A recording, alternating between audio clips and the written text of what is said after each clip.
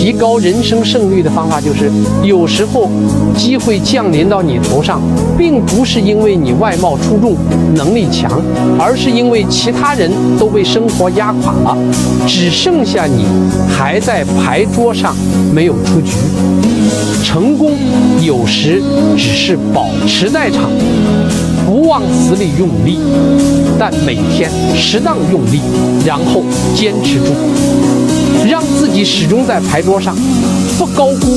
3天能做完的事，不低估10年能做成的事，养好自己的能量，不骄不躁，静待花开。